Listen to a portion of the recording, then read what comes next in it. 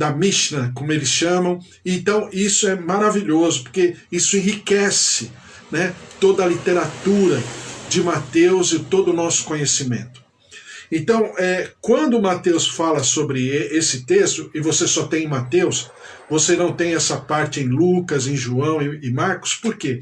Porque Mateus, obviamente, está escrevendo inspirado para um povo, né? Claro que é para todos nós, mas naquela época, para o povo judeu. Então isso é muito importante. Mateus capítulo 28, versículo 11, diz assim: indo elas, eis que alguns da guarda foram à cidade e contaram aos principais sacerdotes tudo o que sucedera. Então, presta atenção que eu já vou, paralelamente, já vou conversando com você a respeito dos dias de hoje. Tudo, desde o tempo do Antigo Testamento e no tempo de Jesus não foi diferente.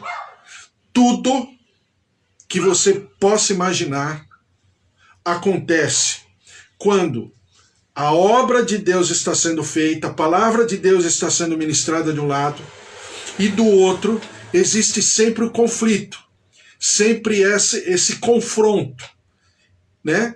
Então e isso está muito claro nos dias de hoje. É a mesma notícia falada de maneira diferente.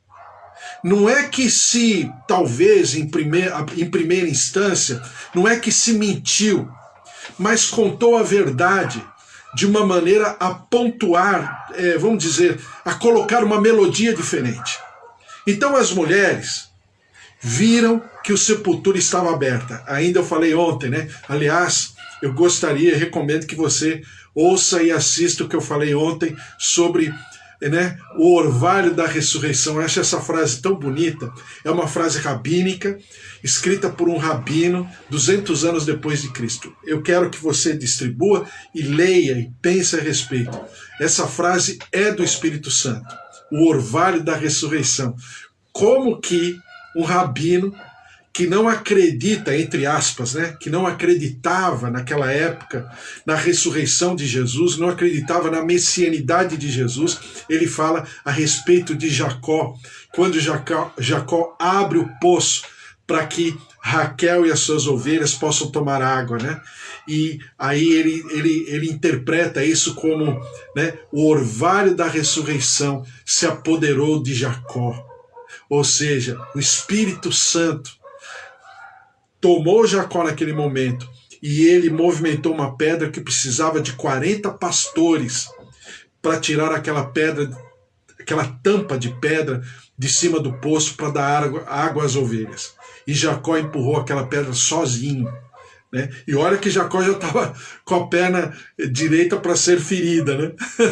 Mas Jacó sozinho empurrou aquela pedra. Então você perceba o quanto Deus é maravilhoso e o quanto Ele é delicado e carinhoso conosco, mesmo com os nossos limites. Então a palavra do Senhor mostra que esses soldados também foram contar a notícia. Por isso que eu sempre falo que esses soldados são romanos. Eu creio e interpreto como sendo romanos, mesmo a palavra não falando, por causa dessas situações. E você vai entender por que eu falo.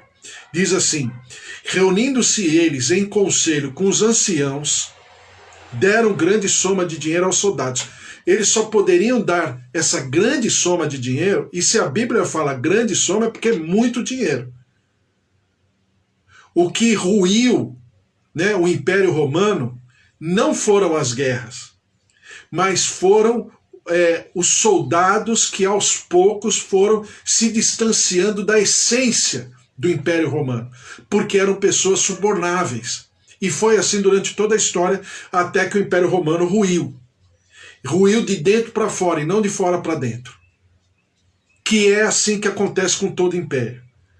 Todo reino rui não é de fora para dentro, é de dentro para fora. É por isso que eu falo para você que nós já estamos no princípio das dores, creio eu, na tribulação, que não é a grande tribulação. Por quê? Porque os reinos, né, todos eles no mundo, estão ruindo, mas estão ruindo de fora para dentro? Não, de dentro para fora. Afeganistão, os países europeus, alguns deles, Estados Unidos também, aqui no Brasil, os conflitos de narrativas, né? Então é de dentro para fora.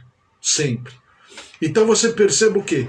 Que esses soldados eles são subornados, muito. Por quê? Porque são soldados romanos. Senão não haveria necessidade dos sacerdotes fazerem isso. Era só ordenar. Fosse a guarda do templo, era só ordenar, não falem nada. Acabou. Não, eles subornam. E diz assim, recomendando-lhes que dissessem, vieram de noite os discípulos dele e roubaram enquanto dormíamos. Claro que o soldado romano, por ser romano, corria o risco de ser morto. Porque não se aceitava erro da esquadra, qualquer componente da esquadra italiana. Nada. Não se permitia. O soldado romano não errava, aos olhos da disciplina militar deles. Né? Então não errava. Agora um soldado romano dormir, pior ainda. Então é por isso que eles não apenas subornam os soldados, mas eles falam, olha, nós vamos interceder por vocês. Por quê? Era do saduceu. Os sacerdotes daquela época, eu já expliquei para você, eram bons políticos, eram ótimos negociadores, eram ótimos articuladores, faziam lobby direto, eram pessoas muito ricas e poderosas e articuláveis. Então diz aqui, roubaram enquanto dormíamos. Caso isso chegue ao conhecimento do governador, nós o persuadiremos e vos poremos em segurança. Eles, recebendo dinheiro, fizeram como estavam instruídos. Esta versão divulgou-se entre os judeus até o dia de hoje. Por isso que eu falei da data de Mateus. Ou seja, até o ano 50, 60 depois de Cristo, se falou e se circulou, né, a boca pequena na cultura, na sociedade judaica, muito sobre essa, entre aspas, mentira de que Jesus havia ressuscitado. Por quê? Porque isso se espalhou.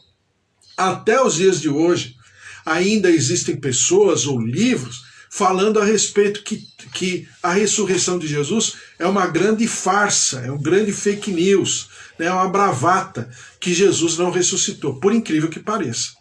Então, fake news, bravata, né, contar a história com um sentimento, com um teor diferente, isso é do ser humano.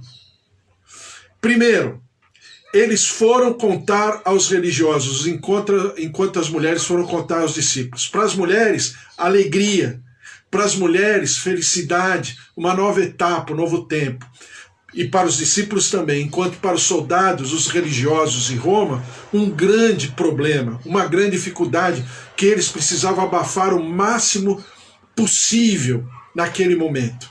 Né? Então sempre haverá esse tipo de conflito. E eu e você, como servos de Deus, precisamos entender o gênero humano. Não o gênero humano porque é um político, porque é mortadela, porque é coxinha, não. Isso aí é coisa do ser humano. Eu tenho que ter em tudo isso uma visão espiritual.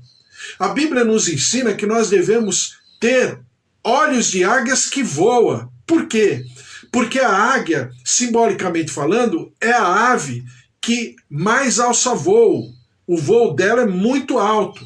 Então ela olha de cima.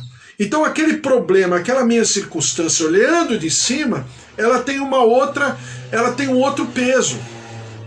E é assim na nossa cultura e na nossa sociedade. Então perceba que isso sempre aconteceu. Não é de hoje. No tempo de Jesus, mas também no Antigo Testamento também era assim. E diz a palavra do Senhor, reunindo-se eles em conselho com os anciãos, eles quem? Os sacerdotes. Veja só como que é o gênero humano no quesito chamado político. Sacerdotes que conflitavam com os fariseus, né, os saduceus com os fariseus, porque os saduceus só criam no aqui e no agora. Comamos hoje porque amanhã morreremos. É aqui e agora. Criam no ritual do templo. Criam na liturgia em si. Mas não criam em ressurreição, anjo, diabo, inferno, céu, enfim, não criam em tudo que é principalmente o sobrenatural. Eles não acreditavam. Tem muitos do nosso grupo, do nosso convívio, da igreja, igreja que eu falo com I maiúsculo, não a igreja na placa, mas muitos que não acreditam, que têm dificuldade em acreditar no sobrenatural, que zombam. Isso não é de hoje. E os fariseus, porque eram mais ortodoxos, mais fundamentalistas, eles criam não apenas em todo o Antigo Testamento, mas eles também criam na ressurreição, em anjos, demônios, inferno, céu e ressurreição. Então eles tinham um conflito muito grande entre eles, mas tinha uma pauta. Qual era a pauta? Abafar o ministério do Senhor Jesus, abafar a messianidade do Senhor Jesus, abafar qualquer movimento que defendesse, que propalasse, né, essa plataforma de vida em Jesus Cristo. Então, por causa disso, eles comungaram, né, em conselho, que eles subornariam os soldados romanos e intercederiam pelos soldados junto a Pilatos para que não acontecesse nenhum tipo de punição aos soldados romanos. Então, exatamente assim que nós temos que pensar. Quando eu falo de suborno, eu lembro desse texto, não vai dar para ler hoje, falar, mas eu te prometo que eu falo amanhã. Em Números capítulo 22, eu até peguei aqui na minha Bíblia que não deu tempo para eu escrever no computador. Então, Números 22, e eu vou pensar com você amanhã, infelizmente hoje não dá mais tempo, mas que diz assim, versículo 12, tá? Então disse Deus a Balaão, não irás com eles, nem amaldiçoarás o povo, porque é povo abençoado. Números 22, versículo 17, diz assim, porque grandemente te honrarei e farei tudo o que me disseres. Vem, pois, rogo-te, amaldiçoa-me este povo. E agora, no capítulo 22 de Números, versículo 29, respondeu Balaão a jumenta, por que zombaste de mim? Tivera eu uma espada na mão e agora te mataria. Versículo 30, replicou a jumenta a Balaão, porventura não sou a tua jumenta, em que toda a tua vida cavalgaste até hoje? Acaso tem sido o meu costume fazer assim contigo? Ele respondeu, não. Versículo 32, capítulo 22. Então o anjo do Senhor, anjo aqui com A maiúsculo, viu? Anjo com A maiúsculo no Antigo Testamento é uma teofania, uma manifestação de Deus. Como nós entendemos que uma manifestação de Deus em forma humana é Jesus Cristo, então a gente fala Jesus Cristo. Então o anjo do Senhor lhe disse, porque já 3 vezes espancaste a jumenta, eis que eu saí como teu adversário, porque o teu caminho é perverso diante de mim. Versículo 33, a jumenta me viu e já 3 vezes se desviou de diante de mim. Na verdade eu agora te haveria matado e a ela deixaria com vida. Veja só o nível de cegueira espiritual de Balaão, não obstante ele não ser um profeta de Deus. Em nenhum momento na palavra diz que Balaão é um profeta de Deus, mas Balaão era profeta, Balaão era uma pessoa de uma notoriedade muito grande e Balaão conhecia das coisas de Deus, tá? Versículo 37, perguntou Balaque a Balaão, porventura não enviei mensageiros a chamar-te? Por que não vieste a mim?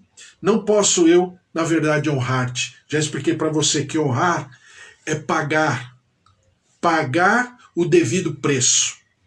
Quando fala, né, a Bíblia fala, por exemplo, honrar pai e mãe, é pagar o devido preço pelo reconhecimento de quem é o pai e a mãe. É mais do que obedecer. As pessoas confundem obedecer com honrar. São conceitos irmãos, mas são conceitos que precisam ser trabalhados distintamente. Claro que a obediência pode me levar a honrar, mas na maioria das vezes obedecer não é honrar. Então você perceba que Balaque fala para Balaão, como honrarei você a um nível se você não está fazendo o que eu estou te pedindo? Versículo 40. Então Balaque sacrificou bois e ovelhas, e deles enviou a Balaão e aos príncipes que estavam com ele. Pulando, eu só estou lendo algumas passagens só para a gente lembrar da história. Números 23, versículo 8. Como posso amaldiçoar a quem Deus não amaldiçoou? Como posso denunciar a quem o Senhor não denunciou? E no versículo 19 diz assim, que aí é uma passagem que a gente conhece. Deus não é homem para que minta, nem filho de homem para que se arrependa. Versículo 20. Eis que para abençoar recebi ordem. Ele abençoou, não posso revogar. Não viu iniquidade em Jacó, nem contemplou desventura em Israel. O Senhor seu Deus está com ele, no meio dele, se ouvem aclamações ao seu rei. Olha, tem até uma palavra profética a respeito de Jesus. Versículo 23. Pois contra Jacó não vale encantamento, nem adivinhação contra Israel. Agora se poderá dizer de Jacó e de Israel, que coisas tem feito Deus? E no versículo 10 do capítulo 24 de Números diz assim: então a ira de Balaque se acendeu contra Balaão e bateu ele as suas palmas. Disse Balaque a Balaão: chamei-te para amaldiçoares os meus inimigos, porém agora já 3 vezes somente os abençoaste. Versículo 13. Ainda que Balaque me desse a sua casa cheia de prata e ouro, não poderia traspassar o mandato do Senhor, fazendo de mim mesmo bem ou mal, ou que o Senhor falar, isso falarei? Agora eis que vou ao meu povo, venho avisar-te-ei do que fará este povo, ao teu nos últimos dias. Então, toda a história de Balaão, a gente conversa um pouco amanhã, mas é só para dizer o seguinte, que contra o povo de Deus, quando, dentro dos propósitos de Deus, dentro de uma visão espiritual de corpo, caminha no seu caminho, traçado e estabelecido pelo Senhor, como diz lá em Isaías 35, um caminho santo, com certeza, encantamento, maldição, não pode encontrar ambiente no povo de Deus para se manifestar. Por quê? A quem o Senhor abençoou, ninguém pode amaldiçoar. A quem o Senhor não quis amaldiçoar, ninguém pode amaldiçoar. Por quê? Maior é aquele que está em nós do que aquilo que está no mundo. Então, quando esses soldados foram pagos, quando o povo judeu transmitiu ou retransmitiu ou reverberou, ou como dizem hoje, repercutiu as notícias de que o corpo de Jesus havia sido roubado, para o povo de Deus, isso não significa nada. Para aqueles lá fora, pode ser que alguém ainda discuta hoje a possibilidade louca, endoidecida de dizer que Jesus não existiu ou que Jesus morreu e foi roubado com o seu corpo. Não acredita na ressurreição de Jesus. Mas na nossa profissão de fé, por isso que eu sempre falo, a base da nossa profissão de fé é morte, sepultura e ressurreição. Então, existe sim um caminho, e esse caminho ninguém pode impedir, ninguém pode obstruir, ninguém pode bloquear, porque é um caminho santo. Esse caminho santo tem nome: Jesus Cristo, o autor e consumador da nossa fé.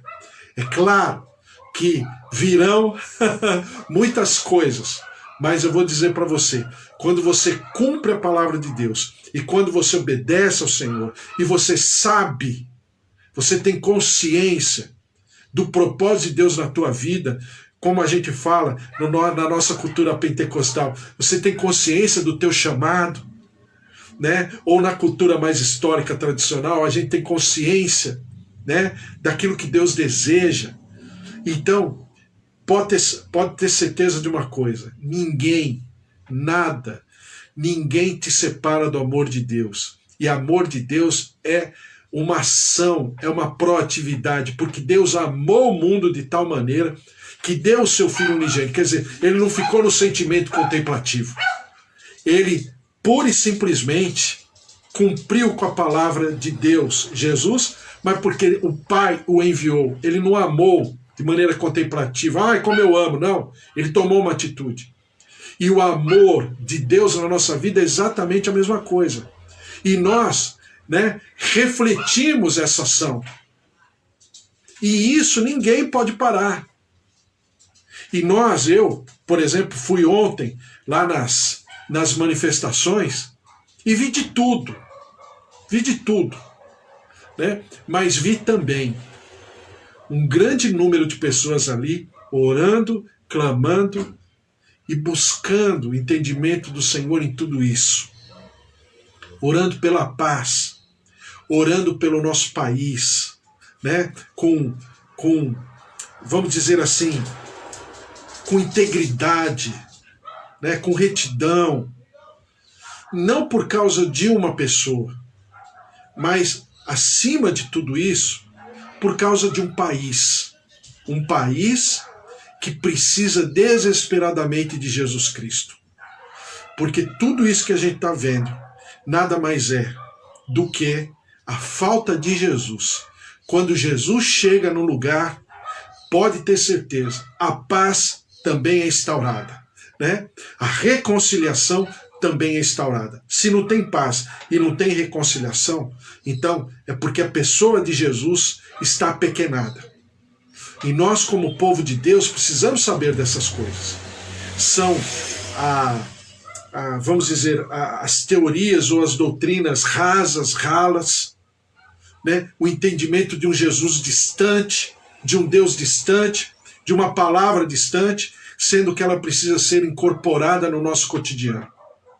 Então é isso que eu vi.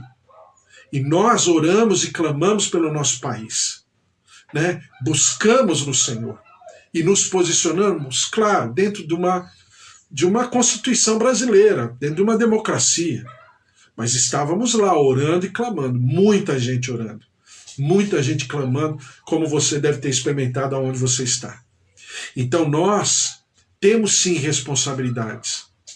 E essas mulheres, elas têm uma responsabilidade. Elas têm a responsabilidade de transmitir a verdade. Jesus ressuscitou. Não obstante os outros, com suborno, com poder político, com poder econômico, com poder religioso, com poder espiritual, mas a verdade prevaleceu. E a verdade, como tanto falam aí e propelam a verdade, o que a verdade faz e tal, né? Não é só a verdade, é o conhecimento da verdade. Conhecereis a verdade e ela vos libertará. Então não é apenas a verdade, mas é o conhecimento. E conhecimento na Bíblia não é conhecimento teórico, racional, é conhecimento espiritual, de experiência com Deus, é diferente. Então isso precisa ser pontuado, destacado e prevalecido.